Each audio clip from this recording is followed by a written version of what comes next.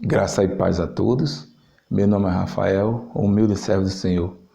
Gostaria de ler com vocês Jonas, capítulo 3, versículo do 1 ao 4, diz assim: Veio a palavra do Senhor segunda vez a Jonas, dizendo: Dispõe-te, vai à grande cidade de Nínive e proclama contra ela a mensagem que eu te digo. Levantou-se, pois, Jonas e foi a Nínive, segundo a palavra do Senhor.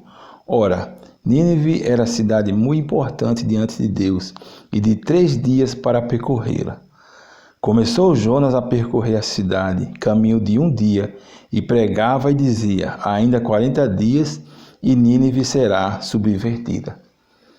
A gente vê aqui, que Jonas, a primeira vez, quando Deus falou com ele, para ele ir a Nínive, ele tomou direção contrária, porque ele achava, aliás, ele sabia que Deus era compassivo, misericordioso, e ia perdoar aquele povo. Aquele povo até hoje é considerado o povo mais violento, um dos povos mais violentos que houve na história.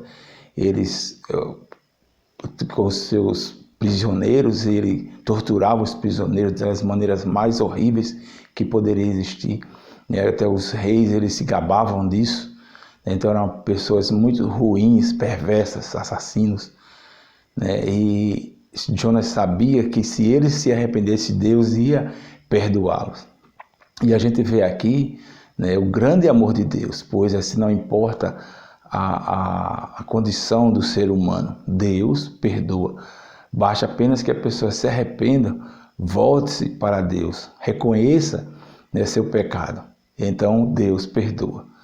E Jonas sabia disso. Então ele tomou direção contrária e foi para outra cidade, Tarsis. E aqui Deus fala para ele, diz assim: veio a palavra do Senhor segunda vez a Jonas, dizendo.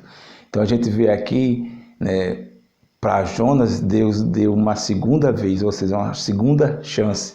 A gente vê que Deus está sempre nos dando segundas chances, segunda, terceira, seja quantas vezes for necessário. Uma vez Pedro chegou e disse assim: Senhor, quantas vezes devemos perdoar as pessoas? 7 vezes? E aí o Senhor diz assim: Pedro, não somente 7, mas 70 vezes 7. Então o Senhor está sempre nos dando essas oportunidades. E aquele Deus deu mais essa oportunidade a Jonas.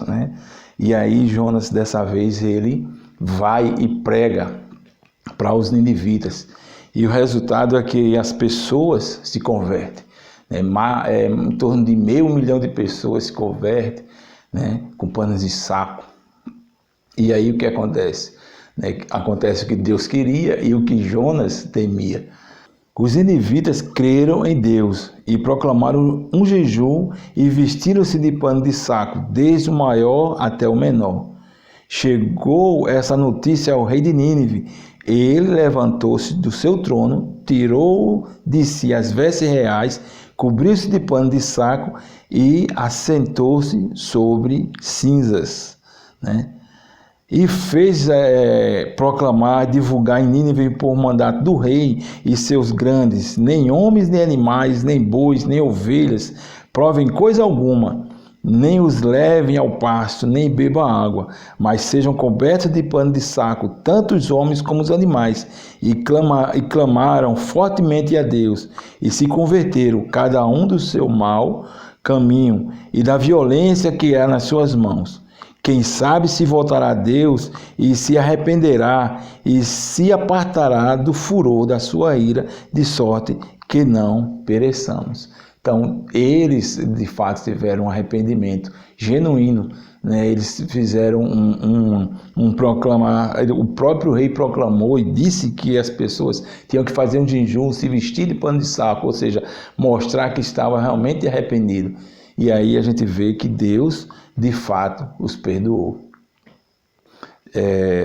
Capítulo 4, diz assim, versículo 1, diz assim: Com isso, desgostou-se Jonas extremamente e ficou irado. E orou ao Senhor e disse: Ah, Senhor, não foi isso que eu disse, estando ainda na minha terra? Por isso me adiantei e fugi para Tarsis, pois sabia que és Deus clemente e misericordioso, e tardio em irar-se e grande em benignidade, e que te arrependes do mal. Então a gente vê aqui que Jonas ele ficou indignado, né? E ele faz uma oração, e nessa oração a gente vê no mínimo 3 erros de Jonas. O primeiro erro de Jonas é tentar explicar. Ele foi explicar para Deus o motivo dele ter ido para Tarsis, ou seja, o motivo do seu pecado, né? E muitas vezes essa é a nossa situação. A gente tenta explicar para Deus, né? Nós não precisamos explicar para Deus. Nós precisamos confessar, né? Admitir o nosso erro, pedir perdão, né? E confessar, falar com Ele, não tentar explicar. Tentando explicar, a gente vai cair no segundo erro de Jonas, que foi colocar culpa em alguém. Quando nós tentamos explicar o motivo que nós falhamos, o motivo que nós caímos, o motivo que nós erramos, a gente tende a colocar culpa em alguém. Ah, não foi eu, não foi assim, foi fulano, foi ele. A gente vê que Adão, ele fez isso. Quando Deus perguntou para ele: você comeu da árvore que eu disse para não comer? Ele disse: foi a mulher que você me deu. Ele colocou culpa em Deus. E aqui Jonas faz a mesma coisa. Jonas procura alguém para culpar e ele acaba culpando o próprio Deus. Quando ele diz assim: não foi isso que eu disse, estando ainda na minha terra, por isso me adiantei. Ou seja, eu disse que o Senhor ia perdoar. Eu disse que o Senhor tinha compaixão. Eu disse que o Senhor é misericordioso. Então a culpa é sua, né? A culpa é do Senhor, porque eu avisei. Então o primeiro erro foi ele tentar explicar. O segundo é ele colocar a culpa em Deus. E o terceiro, ele diz aqui: tu és Deus clemente e misericordioso, e tardio em irar-se, e grande em benignidade, e que te arrependes do mal. No versículo 3 ele diz assim: peço-te, pois, ao Senhor, tira minha vida, porque melhor me é morrer do que viver. Então aqui ele pede para morrer, ele pede para Deus: de que adianta eu viver? Então, por que tanta indignação de Jonas? Por um lado, ele estava indignado porque ele sabia da situação daquele povo muito perverso, muito ruim, e que esse povo era inimigo do povo de Deus, e futuramente eles poderiam entrar em guerra com o povo de Israel e aí acontecer barbaridades, com o povo de Israel. Então, por um lado, a indignação dele era essa. E por outro lado, a indignação dele é que ele tinha profetizado. No versículo 4 do capítulo 3 diz assim: começou Jonas a percorrer a cidade, caminho de um dia, e pregava, e dizia: ainda 40 dias e Nínive será subvertida. Então, a pregação ou a profecia, a profecia de Jonas, ela não foi cumprida. Então, foi um profeta que fez uma profecia que não foi cumprida. Então, em certo sentido, era o ego de Jonas também que estava falando aqui. Ele fez uma profecia e a sua profecia não se cumpriu. Então, ele estava indignado nesses dois sentidos. E aí, o que ele faz? Deus, no versículo 4, ele faz uma pergunta a Jonas. Diz assim: e disse o Senhor: é razoável essa tua ira? Deus faz essa pergunta a ele e ele não responde. A resposta de Jonas é em atos, é em atitudes. Ele apenas sai da cidade.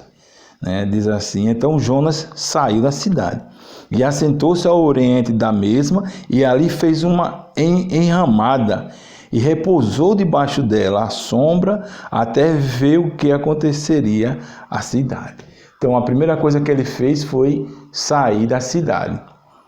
Então o que a gente percebe aqui, né, é que ele, quando sai da cidade, ele vai e faz uma enramada, ele faz uma tenda com umas ramas e fica embaixo da sombra dessa tenda. Então ele constrói uma igreja para ele, né, uma igreja particular, e ele não quer saber mais daquele povo. E o interessante é que 500.000 de pessoas ali estavam convertidas, que dobraram seus joelhos a Deus, dobraram seus joelhos ao Deus verdadeiro, né? Se converteram, e era para um profeta estar lá para poder caminhar aquelas pessoas, ensinar aquelas pessoas. E o que Jonas fez? Jonas apenas saiu da cidade.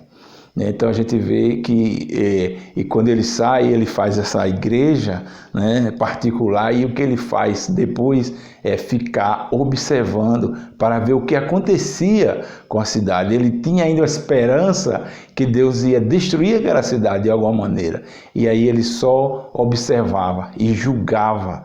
Então muitas vezes essa também é a nossa situação. A gente fica olhando de longe, apenas julgando, né, e observando, esperando o que vai acontecer. Então, o que Deus quer, né, que nós não fiquemos apenas olhando, observando e criticando, mas que Deus quer que nós seguimos juntos com os irmãos. Não importa a situação que ele era antes, porque quem vai mudar a nossa vida é o próprio Deus. Deus tem nos feito mudar, Deus tem nos dado a mudança, Ele tem mudado o nosso coração, tem feito com que a gente seja pessoas dignas, né? Pessoas responsáveis, né? Pessoas que tinham um caráter maligno, um caráter ruim, uma pessoa que não seguia as coisas de Deus, e agora uma pessoa totalmente diferente, uma pessoa bondosa, não porque se tornou boazinha, mas porque o próprio Deus agora está nos levando a sermos iguais a Ele. Então, não importa o que éramos antes. Então, o que devemos fazer é estarmos juntos, né? Não fazer como Jonas, ficar de longe e criticando e julgando, mas devemos estar juntos com os irmãos. E para terminar, né, a gente dá um conselho às pessoas, aos irmãos que acham que não sabem pregar, né? Se nós olharmos, né, a pregação de Jonas foi basicamente uma coisa só. Diz assim, e o que ele falava era só isso. Ainda 40 dias e Nínive será subvertida. Então ele não falava coisas eloquentes, nem coisas bonitas. Certo sentido aqui era só condenação. Mas, no entanto, Deus usou o que ele falou e fez com que todas aquelas pessoas se convertessem. Uma cidade inteira foi salva porque Jonas simplesmente falou isso, né? Não foi nada, vamos dizer assim, agradável, nem bonito, mas ele simplesmente falou. Então, o que nós temos que fazer hoje se Deus nos mandar falar, nós devemos falar e levar a palavra de Deus. Não importa se seja agradável muitas vezes ao ouvido das pessoas. Às vezes o que a gente fala não é agradável, mas o que a gente fala muitas vezes vai ajudar, porque foi Deus que mandou. Então nós devemos falar quando Deus mandar, né? Devemos ser aqueles que levam a palavra do Senhor, não importa se sejamos bem recebidos ou não, temos que falar do nosso Deus. Temos que ser aqueles que levam a palavra de Deus a todas as pessoas. Deus te abençoe.